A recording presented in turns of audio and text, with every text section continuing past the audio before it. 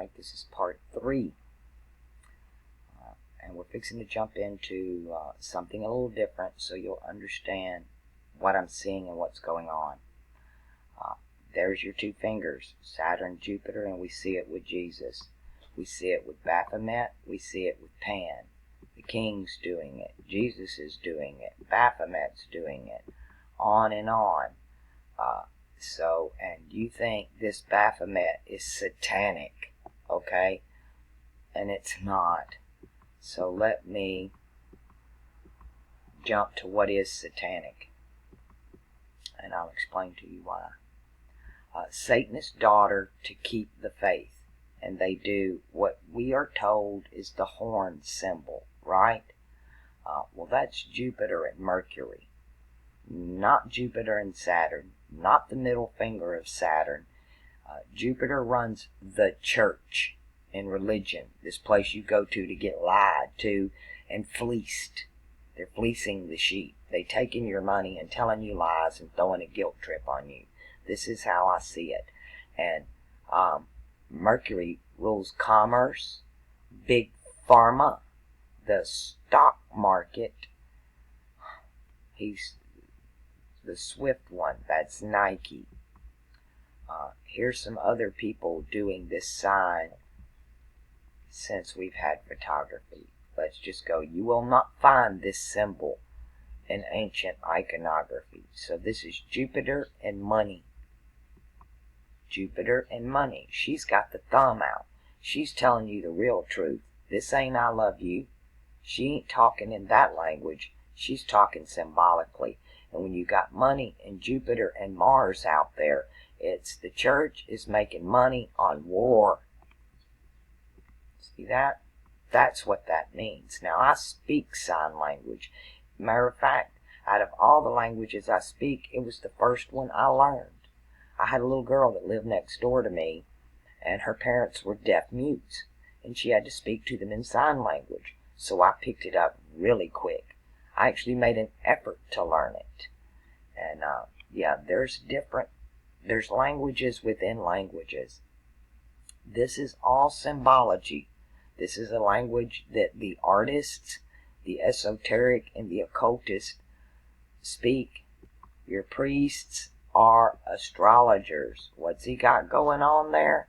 That's Pat Robertson, running one of the biggest mega churches, televangelist, for decades. And what's he doing? Who's he praying to? The god of this age is Jove. It sure is Jupiter.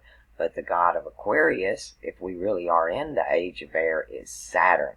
And they demonized Saturn. Here we go. Doubled up on that one. Money for the church. Money for nothing. And the chicks are free. Yep. They do what they want to with the nuns. Here we go.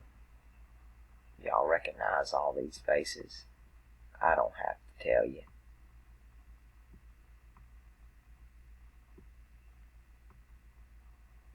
Who owns them? Mr. Frickin' Rogers. Let me see if I can't get that one to, there we go. Mr. Rogers. Oh yeah, Abinadinejad. How many of you can say that really fast 3 times? Abinadinejad. Abinadinejad. He's doubled up. Looking up, too. Got that one. Here's El Papa and one of his Asian cardinals. And they got the war makes money for the church. Here's another guy with his knee. Of course, this could be Orion. Orion kneels, and he's got a club in his hand, right? Orion. This is Cambodia. Let's see if we can blow this up. I wish these pictures were in order. It would make this story better. But, you know, I didn't learn it in order. Those pieces of the puzzles over the years. Let's get into Asia and how you got the shin and the knee pronounced, and they're always touching it right there, the changing of that age. Here we go. They all do it. India, all over the Orient, right? All over the Orient. It is a story of the stars hidden in architecture and archaeology, but it's all astronomy. There's that shin knee. Why that hand there? Why there? Because it's telling you something. They do it everywhere. Here's one that you won't normally see. This is Androgyny. This is when the two become one. Aquarius is masculine. Capricorn is feminine, and he's showing you his shin and his knee. Why make him stand like this? You'll see more of that. Here again, masculine, feminine. The Capricorn Aquarius, he's got the wheel. He's showing you. This can be for really any of the changing of the ages, because this is patriarchy over matriarchy here. This would be Aquarius over Capricorn. All right. I'll show you how this ties into the elements and the gods. The one missing here, we can imagine who destroyed it. But you go from earth to fire to water to air. These are your fixed your fixed points in the sky, and they are the fixed points rule the elements, the cardinals and the fixed points.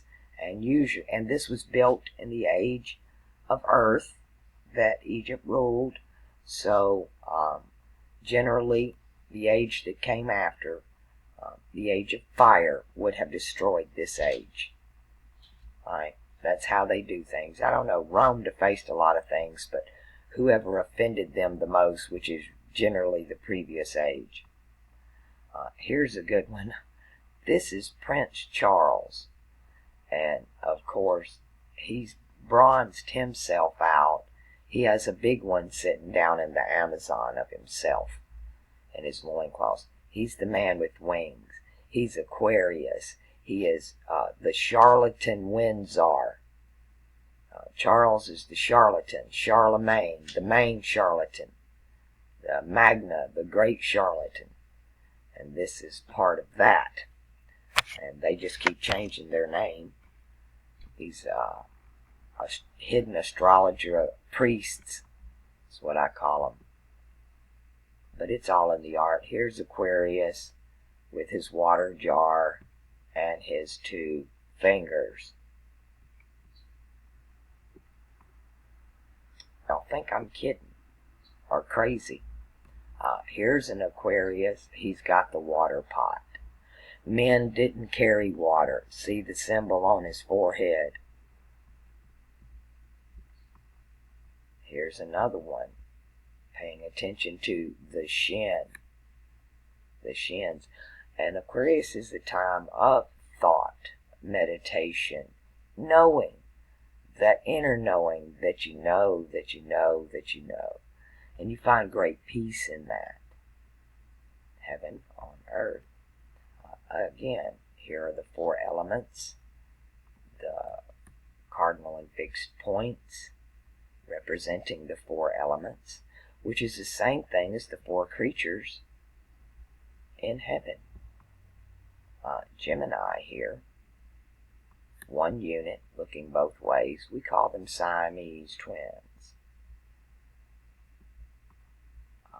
Okay, this is a cool one. Everybody sees this, right? It's the four gods, the four elements. You have earth down here, sky here, the sky god, air god here, water and fire. All right. A lot of you are told this is Dagon. Of course, it's doing the Baphomet thing, right? So it's heaven on earth. Again, another one from a different culture. Heaven on earth. And they make it wicked looking. Winged, when it's winged, it always tells you it's something in the sky. You have to look up to see this. This is the changing of the age from the woman and the lion, like the Sphinx. The woman and the lion. Virgo, Leo, that is the changing of earth and fire. which happened when this happened again, when they came out of Egypt into the fire of Aries. Egypt was the woman, and the lion was Aries, another fire sign, the bull.